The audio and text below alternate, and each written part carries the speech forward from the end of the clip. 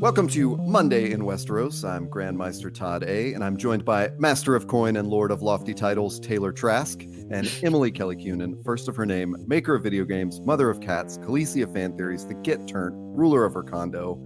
It is Season 8, Episode 6, Number 73, until the title TBD. I tell you guys, I can't believe that Game of Thrones is the show to deliver this to me 2 weeks in a row, but boy, am I satisfied with everything that happened. Hey, there you go. Non-ironic. I am completely satisfied. So that's why I don't really have an outline for you. How about you? What are your impressions, Taylor? You said you had a lot to talk about, so I'm going to go to you last. Oh, all right. Emily, how are you feeling? You know what? I feel good.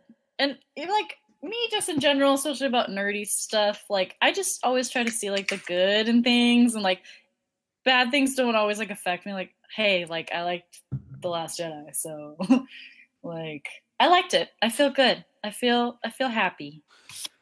I mean, I just, no loose ends. Way to go, guys. Taylor. It's like it was made for Hollywood or something. It's so weird. Well, Taylor, you should jump in with what your initial thoughts that don't get us too off track.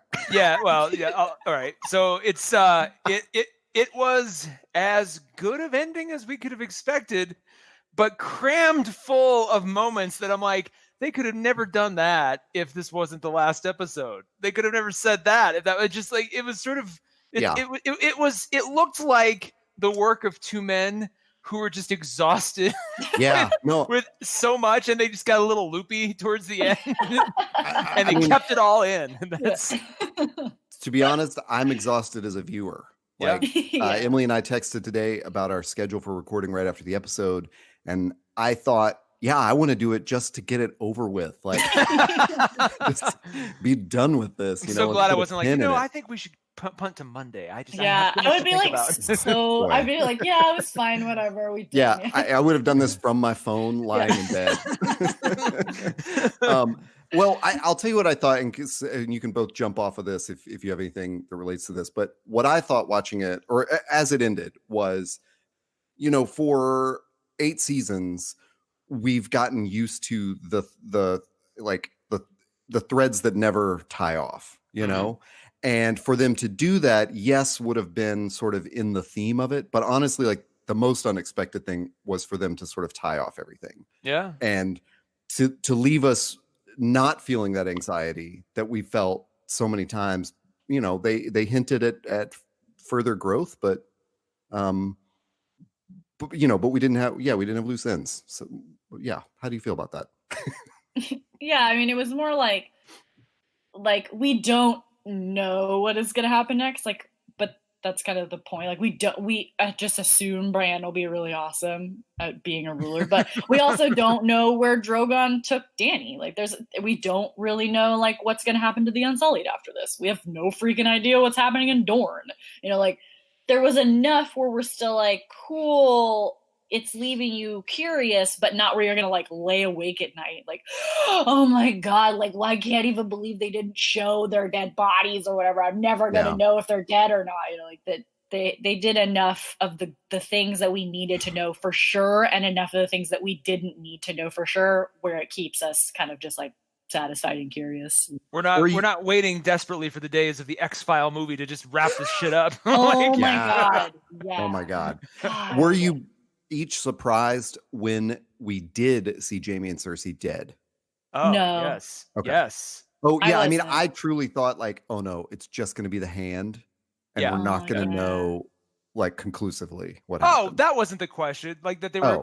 Oh Jesus, no! I thought you were asking. Just was it a surprise to see them, like to see their dead faces? Oh, like presented. I thought the hand. He'd see the hand and just start crying, but the fact that he uncovered them and you're like, oh man, there they are. That was kind of haunting to see. Yeah, it was sad. It was super sad. But I think like he needed that as much as like we as the audience needed that. Like we needed to know for sure. Totally. Yeah. I wasn't surprised. But I did when he was walking in there and I was like, oh my God, what if they're alive? And Peter goes, no, shut up. Yeah, there were. I shouted at my screen several times. So sorry if I'm jumping around here, but presumably everybody listening to this has watched it, so there's no spoilers anymore. One of those times was when it was not important. It was when Grey Worm appeared at the top of the stairs after John had left him in some sort of hallway. Oh yeah. And I was like, what what the fuck is there, going bro? on? You teleport? Yeah. They needed the subtitle later that day. ... Yeah, and one of those times was when John said to Daenerys, "You'll be my queen," whatever he said, like until the end, until your end or whatever. And I out loud said, "Oh my God, John, you fucking suck." And then after that, loved every minute of the episode. So what were the beats that you really loved from this episode? Emily. Oh my God, where are all my notes? I really well, I had a similar moment basically right before that of where John is just like standing there as like she's yelling at each of her, sections of people, and then talking to Tyrion. I'm like, John, why are you just fucking standing there? Yeah. Like, what are you doing? I did. One of my favorite moments was, I took a screenshot of it too, is I loved the imagery of Drogon opening his wings behind Dany. Yeah. Oh my God, that was so good. I was like, they're loving their Drogon symmetry shots like that. Dang. Oh my gosh. Nicely with that one of him peeking out of the shadows to flame. Oh, so good, man. It's kind of like those shots. I mean, they look cool, but they're almost, the subtext of that is her power. Like Drogon is her right hand, essentially. Yeah, I think this was like the best dragon episode ever. Oh, totally. Yeah.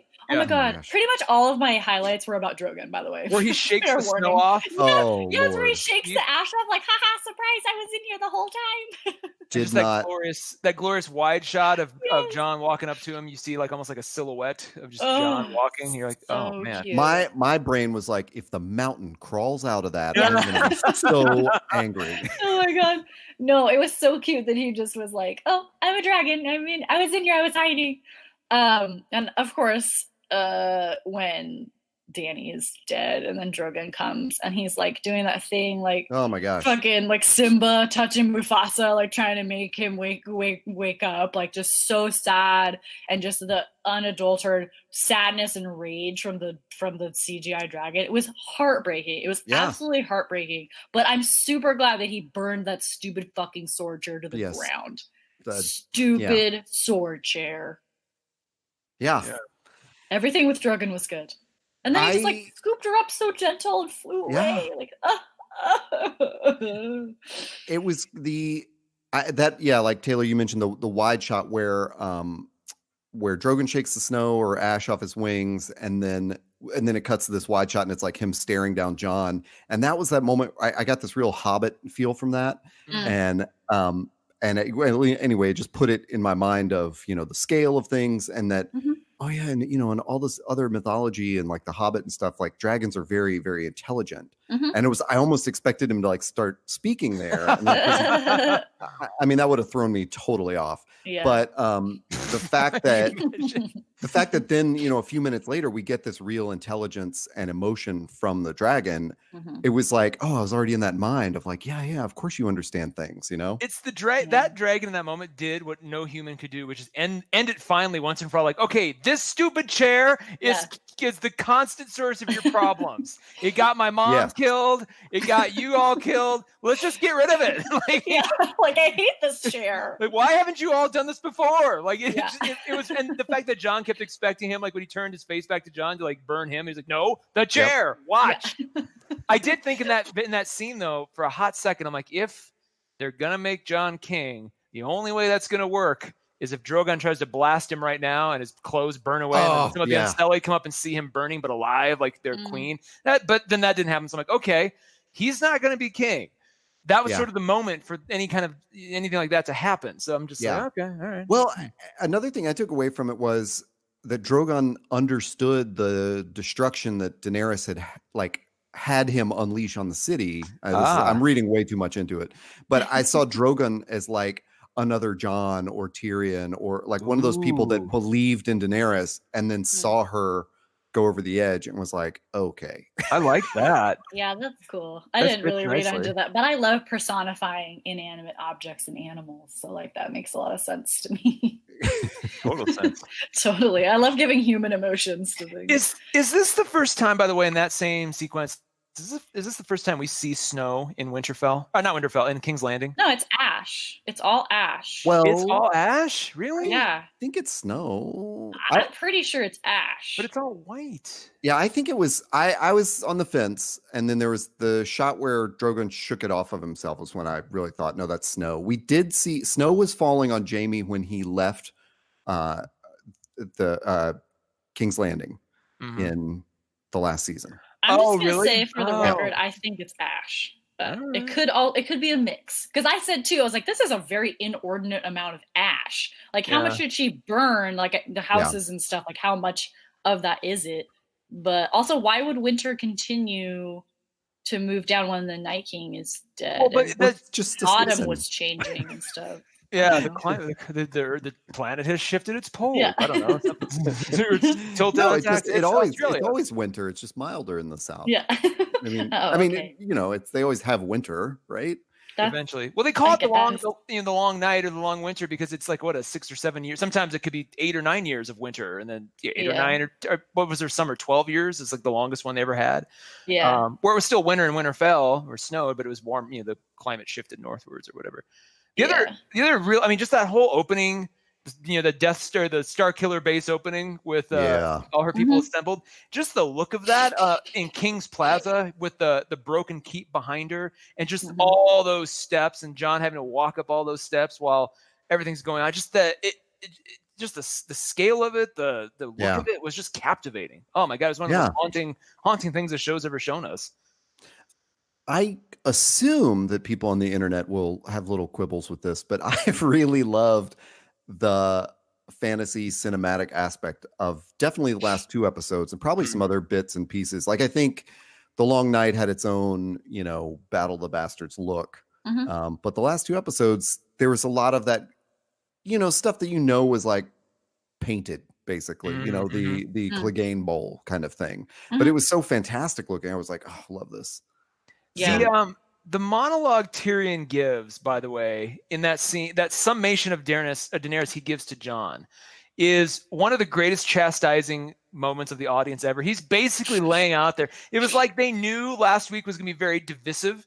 And then Tyrion's like, okay, I'm going to sit here and tell you all why this is a terrible idea. Yeah. And he's telling that to Jon, but Jon's basically our avatar. Just that was one of the best monologues I'd ever heard. And he sums it up perfectly. And especially when he's going through her kill list, and he's like, look, she killed the slavers, but they were very bad men. And then she did this and they were very bad men. And then we cheered her along every step of the way, making her think that what she was doing was right until it gets to this. And I'm like, that is exactly the correct assessment of her. Like, period. Done. Case closed. Like that is why other unnamed leaders tend to think that they know what's going on because they've been validated their whole lives of like, wow, you did make a great deal on that property or whatever, when it's just all bullshit. But he was saying that to Jon as much as us. Cheering her along. He should have just like looked right in the camera and winked or something. Well, I was really hoping for him to like right as Jon turns to the door to like physically touch him and say, "Don't be Eddard Stark." Yeah, I knew that was the subtext, but I just wanted it to be text. Man, I didn't even think about that subtext. But you're absolutely right. Holy crap! Yeah. Yeah, I just want him to be like, don't be the headless stepfather you had. He got close, right? He's like, what would Sansa and Arya do? Do you think they're going to bend the knee? Nudge, nudge, wink, wink. Like, do I have to say your father's name? Do I have to? Yeah, exactly. That's why I was waiting for, like, after the Sansa thing, like, and make contacts. Don't let this be, like, another, like, 2 men that can't talk about, like, the real issue. Yeah. I mean, that's a really fun. I didn't think about that kind of subtext. The subtext for me, because I always think about things in a feminist subtext, I think, but like that Tyrion was going on and on very specifically that Dany kills men, like that Dany kills evil men. And I felt like just in like for me, from my perspective, I can see why people, especially in Westeros, were very afraid of her. Because a lot of those evil men were the men in power. And I think too, a lot of people who have problems with her outside the show, you know, like regular people, not just like for character development reasons, oh, you don't like her. Like, why don't you like her? That's why. Of that she represents both a threat in their world and ours, of a woman who can take charge and get rid of these men who think they are doing the right thing, but then she comes along and says, no, I'm doing the right thing. Yeah. But then she still killed women and children along the way. I know. She did end up killing women and children. Well, so first of all, I have been thinking all week about everything you said last week, Emily, about nature versus nurture, and just like really, I mean, I feel like as corny as this will sound, you really opened my eyes to that. Like, yeah, you're right. And then John said it too. And yes, exactly. So then when he said that, I was like, Emily was right. Yeah. For most of these episodes end up going, but I liked how they were like on that knife edge. Like, and that was, I understand why Tyrion didn't reach out to Jon and say, don't be your father, you know? Yeah. But because they wanted to put that in your head of like, you know, he can go either way. And it was the same thing with Daenerys. Like when she was talking to Jon, I was thinking like, oh shit, like this is going to work on him. Like, you know, she believes that, you know, that is her. She believes she's good. Oh, geez. Yeah, it was a good line. Yeah, it was a good line from Jon. And that's just kind of like his whole story, I think, of, you know, you are not born to your destiny. Yeah. You know, just because of who your family is, just because of what your name is, it's about your choices, and it's about more than just what family you're born into, especially in Westeros, and especially with the pair of them. And I think Tyrion by extension too.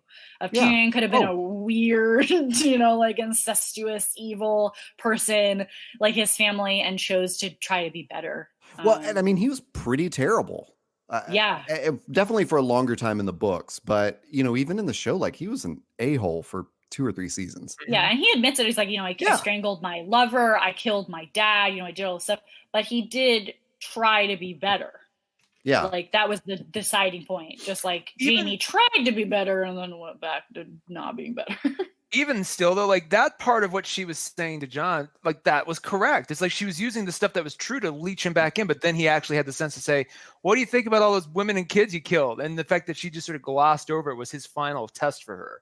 That was sort of, he couldn't let that go. Even though all the other things she was saying were correct, he's like, yeah, I'm into all that. That's why I fell in love with you. But you still did this. And she just would not own up to it at all. Do you think though, when she's basically doing her Oprah speech at her Unsullied and all her people, like, you were great and you were great and you get a kingdom and you get a kingdom.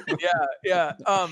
Do you think when she was doing that, there was a moment where she kind of looked like she was about to break down or have a sort of just complete seizure, like almost, because like at what she had done, and maybe I misread that, but she was silent, but she was kind of like hyperventilating almost. Like, I don't know if that was because she was so high on the power trip, if she was realizing what she had done, all of the above. Maybe I made too much of that scene. I don't know if you guys saw that. I kind of took it, that it was kind of like the euphoria of that it was over. Like she has won. She is the liberator or conqueror, or whatever side you're on. That her dream is now realized, and it was like finally dawning on her. Fair enough. Good. I've got a couple more moments. I thought that speech. Sorry to jump in there. Was and I'm like frantically Googling, trying to refresh my memory on this, but very similar to a speech that Hitler gave, where he's like, we will take the, whatever, and then we will take Poland, and we will, but that was just terrifying, especially given, again, Emily, to give you a lot of credit for an observation you made, is that when she's literally saying we will liberate them, and she just means we're gonna liberate like them go there from life. Yeah, like that's what I was seeing too. I was laughing to myself of like from Thor Ragnarok, where Jeff Goldblum goes to his cousin over and he goes, "Oh, I pardon you from life." Like that's basically what Danny was saying. Of like that we're gonna go to these countries that have nothing to do with us, that are probably running just fine on their own, and liberate them. Like, okay, sure, cool. Well, sorry, Taylor, you were gonna go somewhere else before I derailed us with Hitler. Well, I have a couple like lightning round kinds of things that we can catch up on now or later, and then I also want to jump into just the fact that Bran is our man. Yay! But before that, as we're getting to that moment, we get to that little small council that was assembled, which was kind of cool to see. Just everybody had shown up, gave the sense of time had passed, passing and all of that. But as I was going on the circle, I'm like, okay, there's that guy, there's that guy. It was crazy to see. Was it Lord? Who's the one that was married off before the Red Wedding who popped back up again? Oh, Royce? no. Catelyn's brother. Catelyn's brother. That dude. Oh God, Tully. Edward. Edward. That's not Edward. Edmund. For some reason, I thought he had died during the Red Wedding. No. Remember, he came back because he was a hostage that Jaime let back into the castle, and then he surrendered the castle to the Lannisters. Oh, right. That's right. Okay, he was a prisoner of the Freys, and then the Lannisters. Yeah, I was like, I was surprised that he was alive too. I was like, dude, for real? Oh my God! One of the other things I exclaimed out loud was when he stood up and was like, "Ladies and gentlemen."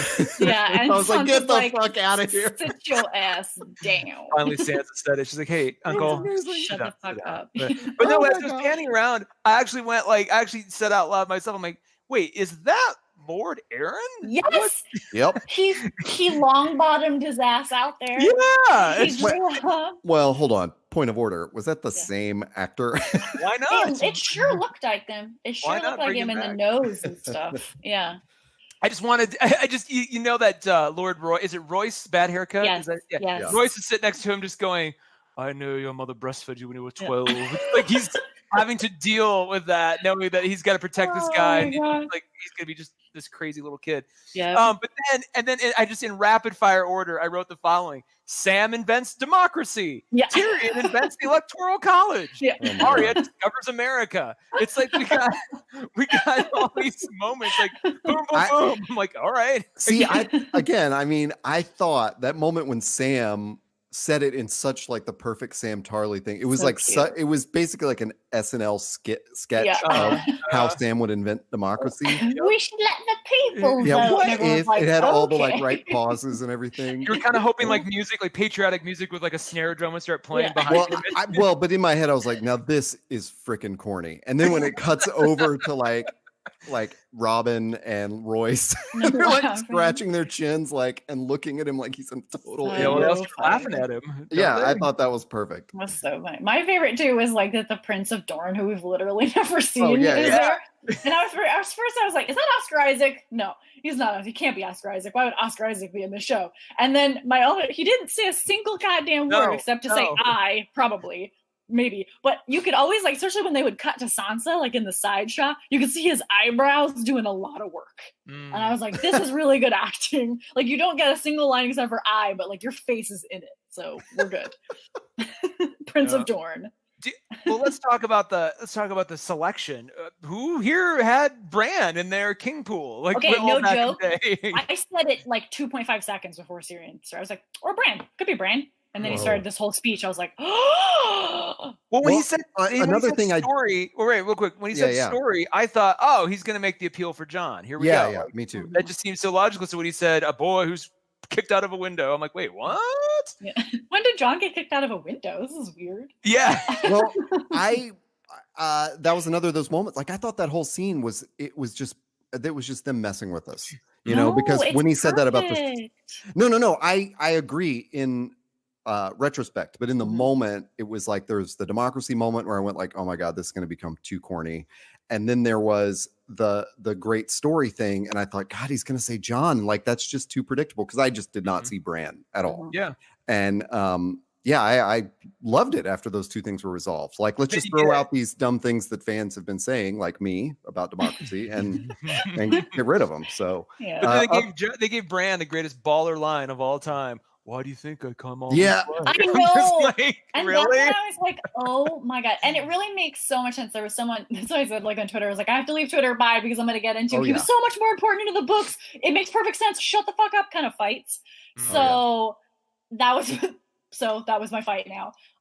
In the books, like, yeah, the Three-Eyed Raven is really important and blah, blah, blah. But ultimately, like, this makes so much sense, especially because I feel like we got a lot farther in everyone else's stories in the book, and Bran kind of just like disappeared for a while. Yep. And that seriously, like, this just makes the most sense for him as a particular character, but just also narrative wise of like he will be a completely impartial ruler, that he will know all. Yeah, he can see the future. He knows all the mistakes of the past. He will never. He will never fight to have his kids be on the throne after him because you can have no kids. Yeah. He will always leave the throne knowing that he did the best job that he could. And I think that's exactly what Westeros like needs. And I was like so happy. I was like, oh my God, this is perfect. Like, I was so super happy about it. Oh, and I loved well, first of all, Dinklage, like MVP of the series. I think. Oh my God. That speech at the end, especially. Yeah. That speech at the end, I thought was great. Like, I mean, just his acting of it. And when he turns to Grey Worm and is like, "This is the wheel that our queen wanted to break," I was like, "Oh my God, this resolves Daenerys's, tension as well." Like, I just love that. Yeah. What do you make though of Sansa's reasoning to withdraw the North? Reasoning? Well, I thought, I'm like, she did not present any reasons. I know. She was like, fuck it, we're gone. What she said was, these guys have fought. They're tired of fighting. They're not going to bend the knee. I'm like, Bran's the only one they would bend the knee to. It just seemed like in that moment, she's like, well, I want to be queen. So what I'm going to say is that we're just going to have their own country. And just sort of had that, like, her logic just broke down, and they never really addressed it. Bran didn't turn to her and go, well, I'm still the firstborn stock. But he's not anymore. And I think that's what she was kind of feeling of, like, they may have bent the knee, but even in his own words, he is not Brandon Stark anymore. He's more than Brandon Stark. And I think that Sansa has done such a good job as being this de facto ruler in the North that and especially it's like, just in the course of the series, like, the Northmen have been fighting for almost the entirety of the entire series. Yeah. They're tired. They don't want any more change. They don't want to have to bend to a ruler they don't really know, because Bran has either been a little child in a wheelchair, completely gone, and now a completely different, like, ethereal being. So I think maybe she didn't have to argue, but I think maybe he knew her reasoning anyway. Yeah. And could know that she would be good in that role too. Yeah, I kid about her not having reasonings, because I think the reasoning of tens of thousands of our men died to bring this change about is pretty freaking solid. Yeah. Like, we don't want to participate in this nonsense anymore. Yeah, like, if you're breaking the wheel, that's part of it. For thousands of years, the North has been brought back into the brought into the Seven Kingdoms from the Targaryens. And if we're done having that kind of ruler on the throne, why would they want to still be a part of that? No. Good point. Breaking news. This episode is called The Iron Throne. Oh, how fun. What? I guess that makes sense. The melted stupid sword chair. It's stupid. I wrote that too. Just stupid sword chair. Stupid fucking sword chair. That's what the dragon was saying. I did blurt out laughing too when they told Jon that he's going back to the Night's Watch. Oh my God. I laughed so hard and so like, loud. Oh. It's sad, but it's just like when Tyrion's like, you're going to go back to the Night. So I'm like, oh no. After all this, he's got to go back. Well, he was super bummed about it, and I was like, "Dude, it's all your bros, and you've already broken the rules with the wildlings." Like, and your wolf. And isn't that what I said last week? I was like, I hope Jon just like gets to go off and live with Tormund and Ghost in the wilderness. And so as soon as I figured out that was happening, I was like, oh my God. And he's like touching Ghost, and it was like, like I didn't cry about anything else, but as soon as he saw Ghost, that's where I was like, oh my God, they're going to be together forever. Like, it's everything that Jon wanted and deserved. I thought that and- about he and Tormund. They're going to be together forever. I know, bros forever. The best. What did you guys think about Brienne writing in the Book of the Kingsguard? Oh my god. Oh man, like I always loved the story of the Kingsguard book. That they talk about it in the books. That like some people have like someone like Sir Arthur Dane have like 10 pages or something because he was really incredible, and then some people only have like a paragraph because they got killed like immediately after joining. And so I really loved getting to actually like see it. So we didn't see it. The last time we saw it was Jamie had it when he was still in the Night Guard. So this is many seasons ago. And I really loved that she continued his story and wrote both the good and the bad. Mm-hmm. And like, it was like almost like cathartic for her of like forgiveness for him, remembering him and remembering all the good things and bad things that he did. And just too, like that it was such a beautiful moment for her of now she is everything she's ever wanted to be. Oh, 100%. And she kept her vow to Catelyn. She kept her goddamn vow till the very end and then some. It was cool that she's the one who basically got to tell the world that Jaime was a good man. Yeah, exactly. Yeah. And that she didn't leave out the part about Cersei either. Like in the end, he died in service to his queen, because that's exactly what he did. And I thought that was really beautiful and, really spoke to Brienne's character of that she could forgive him and understand him in that way. Yeah. And I may be reaching, but I don't think so. But I think when she opens it, there's sort of two distinct pieces of handwriting there. There's like a little introduction about how Jaime was the squire for Barristan Selmy, yada yada, and then there's like this other handwriting that says he was thereafter known as the Kingslayer, and then there's something else really dishonorable, and Jaime wrote those. Yeah. And in that scene that Emily's talking about, like it's several seasons ago, someone makes a remark like, your page is pretty empty. And so I think that's the idea, is that Jaime wrote those two sentences about himself. So he had this really low opinion. So it's totally great that Brienne's the one that memorializes him. Yeah. And I believe she'll be the first woman to ever serve in the That's so cool. With Podrick. Podrick's there too. Oh, he so deserves it too. And I love just like the little smile on his face. Like, I can't believe you've survived this long, buddy, but I'm so glad. What do you guys think of the whole Parks and Recreation ending there around the table with those guys just bantering like nothing had happened? Like, all right. So anyway, back to business. It's like let's talk about brothels and boats. This best small council. Like, what a crazy group of people. Yeah. Especially with Bran's just like, you guys take care of it. I'll be over here. Yeah. That's our Bran. I'm going to go warg into a dragon. Bye. That was a convenient detail to just leave out. Like, yeah, that's going to happen, but you guys don't get to see. Watch later. Bye, guys. Which he could have warged to that dragon anytime. The fact that they even teased it at this juncture was a little like, hey. Well, he may have just been traveling through the ravens to see it. Oh, that's true. But still, I didn't take it as him warging into the dragon. Right. Okay. Wheel me away, Podrick. But then they talk about whorehouses and boats, and I love that Bronn at the very end is basically the new Tywin. Oh, love it.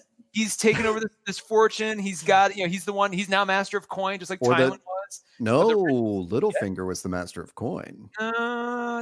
For a while, I thought it was Tywin. Yeah, I think under Aerys, Dany's dad, he was master of coin, and then was elevated to the hand of the king. Yeah, because and I think that's so like in the same way that sort of that career path began, and now Bronn is like the richest guy in all of Winterfell. Because he controls all the food. Yeah. Good for him. There he is. He is truly and I love that he's just like, he walks in like, yep, I've just been waiting for my time. And and that moment of like where Tyrion's like, is our debt paid? And he's like, yes. I just love too in this scene where he straightened all the chairs. Yeah. Like he wanted it to, like I took it that he was nervous. Like that he was nervous for his like first real, or because for being the hand of the king before it was meant basically nothing because it was free or Tommen or whatever, and that he was like nervous, like he needed to fix the chair, like he needed people to understand that this was a position of great worth. And I love that. I also just, my OCD was like, that chair is not straight with the other chairs. One of those chairs is too small. What is happening here? What did you guys think though of when Sam rolls in as the Grand Maester, even though he's like the lord of his house now, and he decided to become Grand Maester, and just like Todd said, like an SNL sketch, he got to say, look, it's called A Song of Ice and Fire. God damn it. I figured that he was either going to say it to I would say Willie, to Gilly, or to somebody else. And the fact that he was the one that was, he didn't write it. That was the one thing. I'm like, okay, thank God. But that's been your prediction all along, is that it's him at the end writing the book. He's the Bilbo Baggins of this whole thing. Like, and then it was funny, and it was funny that they kind of glossed over it a little bit, and then they're like, "Yeah, Tyrion, you're not even in it." So and Tyrion's like, "What? What? Why?" It was such a madcap way to end all of that. Like, really, we're just gonna. I mean, I guess it's either that or just somber scene after somber scene. So you need to look something lovely. Real quick, what is Davos a lord of? I loved seeing him there, but like, what is his master of ships? But is he just sort of a lord at large? He's not like attached to any kingdom or property or anything. Stannis made him like almost like a fake lord, kind of. So it's like the Onion Knight or whatever. So he's technically a knight, but then he does have like a little small island there by Dragonstone or Storm's End, one of those. So he has like his own little island that he is technically the lord of, but it was again like almost like a joke title from Stannis. Be hilarious. So he is sailing like, we're going to that island. He's going to Missandei's island. Yeah, he's going to Nash. Yeah, I thought that was really sweet too. Oh, you know how cute. They could have had the reach. Reach. I love how whoever said like, well, there's no people there anymore, so you can have that. Yeah, they're all dead now. I mean, there's like peasants or whatever, but like the Tyrells, Tyrells. Yeah, Tyrells. They're dead now. So yeah, I forgot what their name was. Mm-hmm. I really liked seeing there was very, very brief, but seeing the Dothraki walking through King's Landing as they were escorting Jon out. I was like, yeah, I kind of get it. It's like a port city, and it's got some, it's got some rough dudes in it. Yeah. What the hell are the Dothraki going to do now? Yeah, great question. She never, in her little speech, she never told them what they were going to get. I was waiting for them to be like, take it all, ride the rails, take it all, see the country. Be the real you, but she never. She's just like, and you guys were great. Anyway, the Unsullied, you guys, you're my boys. Maybe get all. They'll just go back. Yeah. Maybe they'll just. I mean, they have a lot of ships now, like with the Iron Fleet and stuff. Like maybe they'll just like commandeer a ride and go back to the place where they were before. I don't know. Was either of you a little disturbed? Yara was all like, "No, she was great. Why did she die?" I don't know. It was a little hand wavy. Yeah. Well, I mean, I would have thought that. Well, I think don't know, too. Yara wasn't there, so it's Yara didn't witness the sheer destruction and anger and craziness like that. Everyone else kind of like, well, not everyone else that was there at that meeting, but that the other main characters had to witness from Dany. So maybe it was just like she was like, I left and she was great, and like now I come back and she's like, the devil. What happened? True. Yeah. I was trying to think that through. The last she saw was Theon going to fight against the dead. So at that point, Daenerys was definitely still her. Yeah. Dany was like still the hero with two dragons. Like, right. So another point of order, it definitely felt to me. So like at 45 minutes, it fades to black. Yeah, man. It was 40 minutes exactly when she dies. I was like, oh my God, what is happening? And to see like how much more we had left, because I was of course tapping the screen and I was like to see how much was left. But I definitely, I mean, this is such a weird, goofy, practical thing to notice, but I felt like, especially near the end, that those were almost like reshoots with characters, or not reshoots, but much later shoots, because I mean, they just, I don't know, they looked naturally aged in a way that I did not expect, if that makes sense. Like, I just thought Dinklage looked old, really much older when he came out as a prisoner. And I thought Yara, she just looked sort of older and had put on some like older weight. And I thought Jon looked the same way. Like his face looked a little puffier than I would expect from a prisoner. And I don't mean any of that in like 2 weeks. I don't mean any of that in like a derogatory way. It just, I had it running through my head like, whoa, did they shoot all of this? And then, because the actors all said that they shot multiple endings. There are all these sort of fake outs for us. And I wondered, like, did they really regroup them, like 6 months later and shoot all this stuff. I just wondered. It's not important to anything. It just kind of went through my head because I thought even like Sophie Turner looked a little bit skinnier and a little. Her hair was different. definitely darker. Yeah. That's what I noticed the most. I was like, wow, everyone's hair looks really dark. John looked almost exactly as he did in season 1 and 2. Yes, right. Yeah. Thank you. And the cape and stuff. I was like, dang, we're going back to it. He's really going back. I know, shit. I'm still a Targaryen. Nobody cares. I'm here now. So, do you think that was a just ending for him? Do you think that's what should have happened? Yeah, I think so. I mean, it makes sense for him story-wise, but just is that what the law should have? Is that the compromise versus just like, hey, look, you can just go do whatever you want, but you can't be king? I mean, and I think that, and it's funny because there's another Targaryen that happened to as well, is Maester Aemon.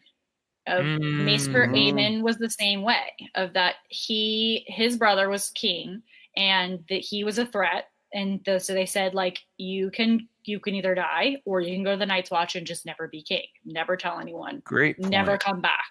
And I always loved that about Aemon because it and I think it's a very fitting end to the Targaryen line of basically before we meet Dany, Maester Aemon was the last Targaryen in Westeros, and before we knew about Jon. And I think that Jon going off into the wild, and by the way, I don't think he's coming back to Castle Black. I think he's probably just going to stay with the wildlings and hang out with Tormund and Ghost forever. That is the end of their Targaryen line forever. And I think that is a really fitting, and I think in a way, I don't know if they planned this, I don't know if this is in Jon's mind, but in my mind, that is a fitting end to Dany's vision of the tyrants dying, of how many of their family have been the tyrants throughout history. And there will never be a chance for a Targaryen to be a tyrant ever again, because he's just going to go and live out the rest of his life in the wilds and hopefully be an old man. And that'll be it. That'll be the end. Wow. Yes. Well put. I love that idea too. That it's that I just love that idea that we're satisfying all the good points of Daenerys' vision. Yeah, and I think too for Jon too, this is the first time in his whole life he's kind of being in charge of his own destiny. Yeah. Like before it was like he was Eddard's bastard. Now he's a Night's Watch. Then he was going to become the commander of the Night's Watch. Then he was going to be this whole thing. Then he was going to be the king of the North. Then he was going to be the king of the whole thing. And now at the end, he finally has a chance to live his life how he wants to, not how everyone else wants him to or has wanted him to. And how he wants to is what Ygritte wanted for them. That's he's basically living the life that Ygritte wanted. Like he can just go back to that cave and live there forever. Oh, so beautiful. I totally forgot about that. Yeah, because that's the one thing. Like I just never bought his relationship with Dany, given how strong it was with Ygritte. And part of that was that those two actors had such great chemistry. They ended up marrying in real life. I know, and their wedding was so cute too. They all look so happy. I never bought the whole this whole sad scene with him stabbing Daenerys. I'm like, man, fine, yeah, this had to happen, but I'm not buying that you're all broken up about it. It doesn't never really fit with me. That was another moment where I really felt this can go either way, and it like added that tension for me. That's a really tough thing to do in in a motion picture and in a TV show, is to be able to show both, like to make the audience feel like I'm not really sure of the outcome. And especially because the show has kept us expecting the unexpected so much that then you think, well, of course they're going to, he's going to stab her because that's that's the unexpected thing. But no, because we know that maybe he won't. And yeah, I just thought that was really well played moment. Yeah, it was hard to tell immediately like who was stabbing who. Like I figured it was Jon stabbing her, but it could have been her stabbing him too. I actually wondered if he had stabbed himself, like in a seppuku like or whatever that's called, kind of thing. Yeah. Yeah. That I feel. I don't know. That scene, I think because I saw it coming, like I was like, he's obviously gonna have to murder her. Like this is really sad. But Dany did have two really, really good lines in this scene where she's doing her speech. She had a couple, but my favorite one was, "The world we need will not be built by men loyal to the world that we have." Yeah. And this is something that I'm so glad someone finally put it so articulately so I can copy it and use it for everything now. Because this is like the exact argument of, our government's Green New Deal. Of the people who like the world how it is will never fight to change it. Yeah. And as much as Dany thought that she was fighting to change the world, maybe she wasn't. I just love that line so much. And that she also said, those men, they cannot imagine a world they've never had. Yeah. I just love that so much because it's so relevant, not just to Westeros, but to our real world of of course, the people who have ruined our world and control our government are not going to want to see change because they're comfortable in this world. Yeah. They don't want to be uncomfortable. Well, and that was my thing about Dany. I was I always kind of rooted for her of I really had hoped that she was this visionary that everyone believed in and could make this world a better place and could bring it to the realization of this, new place without fear and tyranny and blah, blah, blah. And I'm glad she voiced it, even if she wasn't embodying it. I really think that was the great thing of the show. And it builds on what you had me thinking about all week with nature versus nurture. And then the two big scenes with her this week, one of the Nuremberg rally or whatever. And then and then that speech to Dany. And I think the truth is she was both of those people.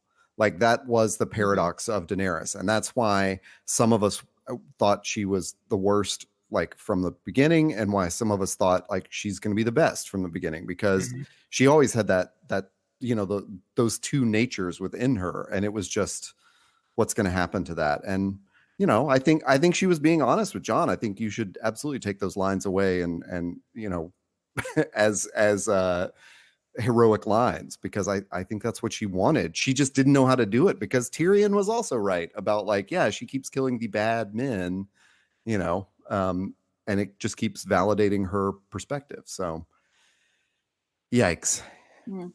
Yeah. You should never give anyone with those two natures an atomic bomb. That's there's a moral of this story right there. Well, Taylor, have you hit all your lightning round questions? And we hit them all, man. It's I need to ponder this too for a couple more days. I mean, let's just say this clearly was not the ending of Lost. So there's not that fear. There's not that just utter despair, disappointment, and kind of, constantly clicking back. Maybe there's more to come. It's over. It's done. It's, is it as wonderful and as sort of perfectly circular as Breaking Bad? It covered, probably tidy up as much as Breaking Bad did. Was it as a satisfying a journey to get here? It's debatable. You just used a phrase there that I think is really great, and tidying up. It's not, I like that idea of it so much more than they're just tying off the loose ends to just finish it, Yeah. It really was we've got to tidy up things, because like we were saying, Daenerys was dead 40 minutes into it, and there was another 50 minutes or something left. And it was oh my God. I don't know. Yes, some things were sort of glossed over or something, but I didn't feel like it was rushed or inappropriate. It was tidying. Yeah. Yeah. It sparked joy. Yeah. For some of us, not for all of us. Are you guys sad it's over, satisfied it's over, glad it's over? What's the general tenor now that there's never going to be another one of these new ever again? I mean, I'm satisfied with how they did it. And I was telling Todd before we were recording of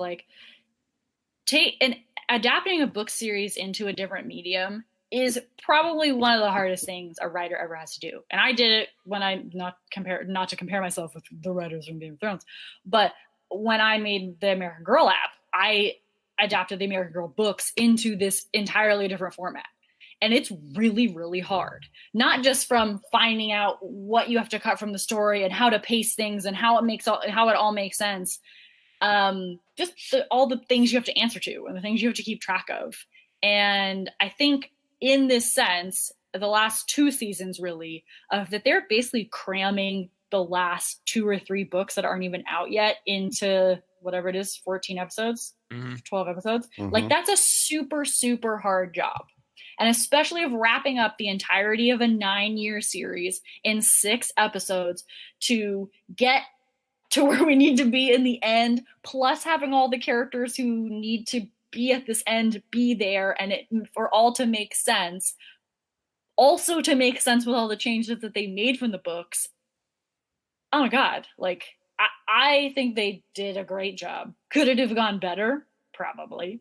But like, in the time that they were given and the medium that they were given, I feel good about it. I feel like this was a satisfying end to me. Like, it definitely, as Taylor said, this is not the end of Lost. This is not sitting there after 6 years of an abusive relationship with Lost and going, what the fuck? Like, this was satisfying, where I was smiling at the end. I was happy for all my favorite characters who survived. Yeah. And I'm happy that I spent the last 9 years of my life basically watching the show and enjoying the show. Crazy, it's 9 years. I know. One of my friends, Craig Anderson, who I interviewed, and we'll play that at some point, either sooner or later, a guy who watches the show out of Epicentral where I work, had a really profound statement. He's like, look, fans are either one of two kinds. Either you watch this pessimistically or you watch this from a point of view of optimism.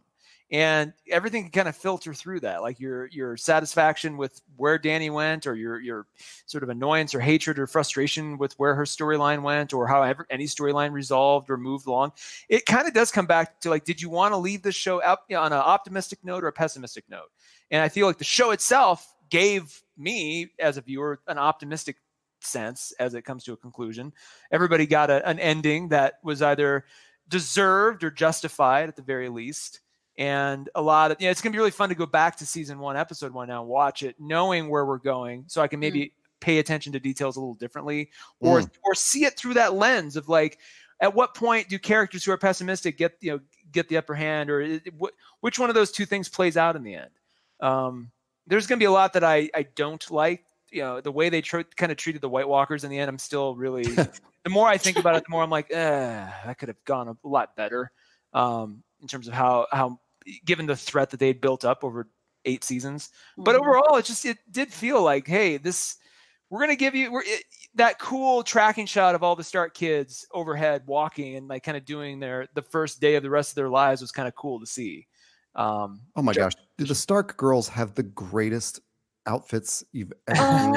I was going to say that, actually. I was going to try to sneak that in there about Sansa, because, oh my God, her last outfit, it was glorious. Like, she's had some beautiful outfits, and they've had some really beautiful dresses in the show, but the sleeves with the weirwood tree branches and stuff. Oh my God. And I don't think Sansa ever looked more beautiful and confident just as a character. And, like, I think her ending was probably my favorite, besides that Jon gets to go off and marry Tormund and, like, live with ghosts. Polyamorous relationship. Yeah, a weird polyamorous. Well, yeah. Grit was a redhead too, so. Yes, he likes redheads. He likes some wild and he likes some red. Yeah, who knows? But I think hers was probably the best. And yeah, like, her and Arya's outfits and, like, hair and stuff at the end was just like, ding, you earned it. You earned this beauty. Yeah. I was totally satisfied as well. I am so glad we got a Grey Havens ending. Oh my God, I was just thinking that too. Rather than a Scourge of the Shire ending. Yeah. Great point. Yeah.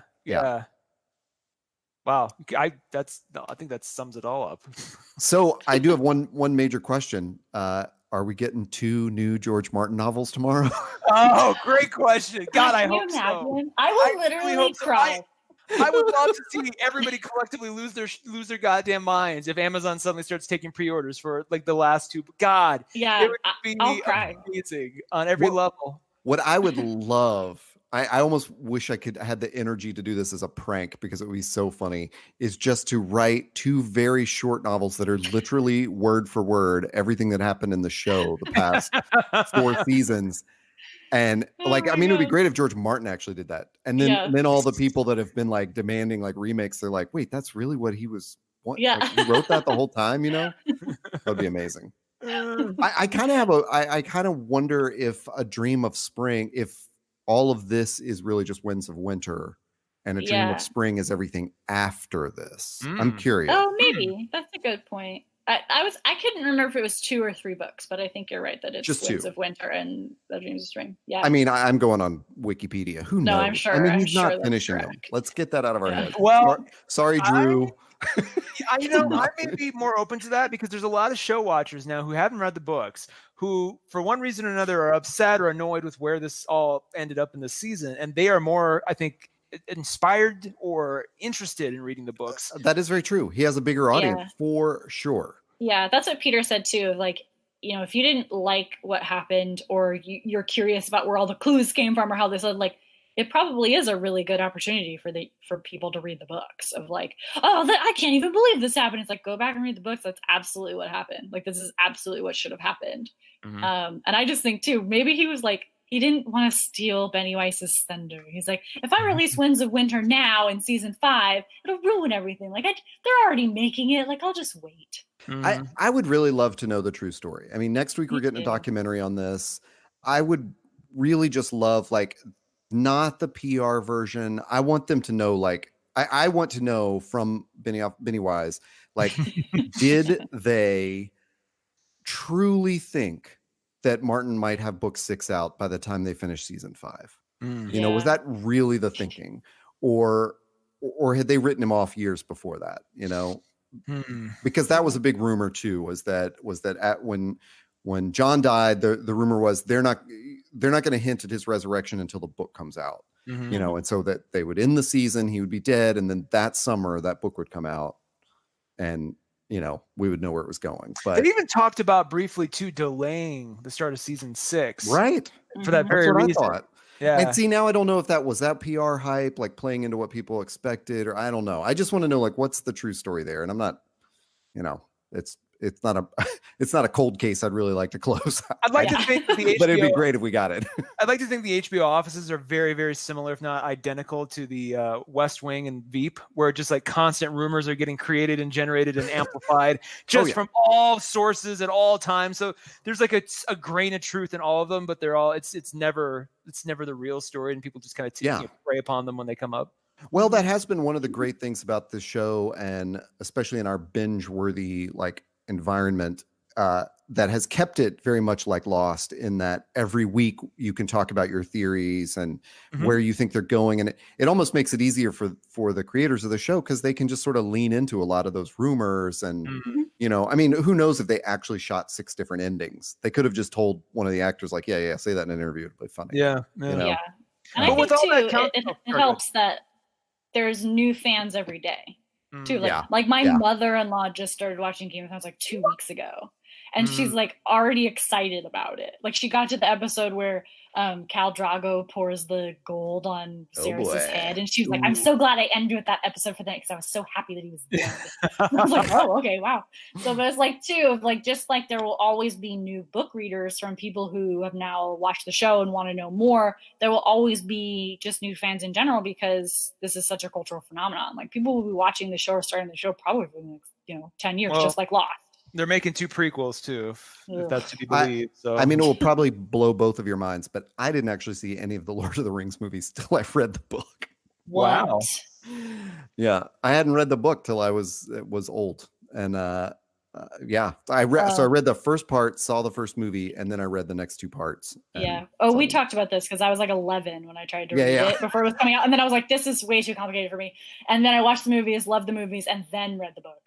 Or read the books, because then I was like 16 or something. Could actually get through. I had a similar kind of experience where I'm like, ooh, I'm ready for this. This is serious literature. And you buy the book and you're like, I still think you know what? If you're a young person and you're pondering reading Lord of the Rings, start with The Hobbit, because that was meant as a kid's book first and foremost. And then counterpoint, don't ever read The Hobbit, kids. It is terrible. Oh, so rude.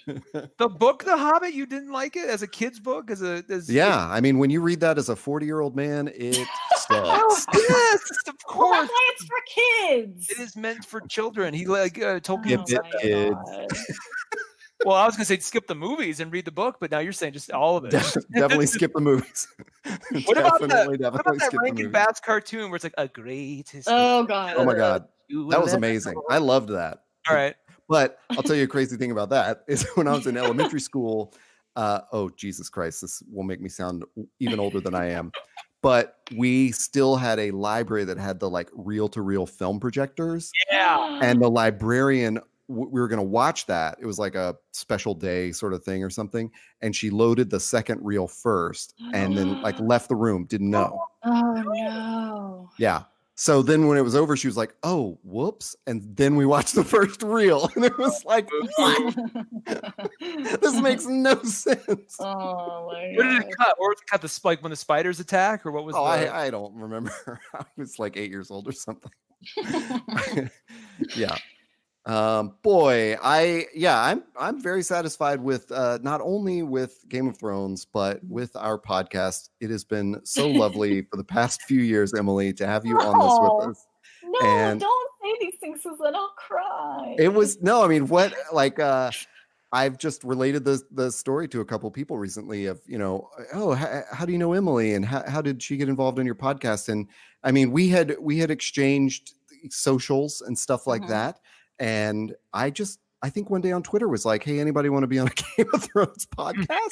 Yeah, and it was me. And either you spoke up or I directed it to you like, hey, do you want to do this? I think maybe you said you would always be the Joe Robinson to, I can't remember. And I was like, hey, done. Join us tonight. Oh, okay. No, I mean, do you remember too when I still ran the Wrong Button blog that you were on our on a geeky basis for your music? That's how we met. That was like 7 years ago. Yep. Something crazy. Might have been longer than I know. Yeah. Oh my god. But yeah, I don't remember how I got involved in this podcast, but it's probably like the most favoriteest thing I've ever done. Because I love Game of Thrones, and just like you guys are just such good co-hosts and always made me feel so welcome and excited about words coming out of my face. Now I'm gonna get teary. No. Oh no, you've been the secret sauce these past several years, and yeah, it's been great to have you. And Taylor and I always talk about it like afterwards, but I don't know. I told him last week, I was like, I just want to shut up and listen to you and Emily talk about stuff. It's so great to be like a fan of the show. Oh my God. And you will hear it tonight when we re-listen to this episode. There were moments where I was like, oh, I should be talking. There's a pause here. Talk about a Grey Haven ending. I feel like I should be Annie Lennox, like, No lay kidding. down your sweet and weary head. Keep going, Todd. Night is falling. You've come to journey's end. It is the best ending song of probably most movies. I was falling in that theater the second that song started. I'm like, oh, me too. Oh my god. Oh boy, what a way to go out. Let's plug some stuff. Emily, where can people find you? You can find me on Twitter and Instagram at that Emily Kelly. And if you want to read words that I've written instead of hearing them come out of my face, you can play the lovely, amazing choose your own adventure game that I work on called Choices. It's available in the App Store and Google Play. Cool. Taylor, where can people find this podcast and other lovely podcasts? If you're listening to this on a stream, search for Wednesday in Westeros on Apple Podcasts, Google Play, wherever you find podcasts. We'll probably do another couple episodes of this in some form or fashion. So stick around, stay subscribed for at least the next little bit. And if you like anything that Todd and I say or do, or if you hate us, you just want to hate listen to a bunch of stuff too, that's fine. Find us. An anti-plug. An anti-plug. I dare you to listen. Come find us on Panelism. It's our show where we review the comics and graphic novels worth having on your shelf. And you can find that wherever podcasts are found. Just search for Panelism and panelism.inc on Instagram. Wow. Thank you both so much. This has been so great. I will now say 7 blessings to you all. And Azora, hi to you. And what do we say to the god of death? Miss me, bitch!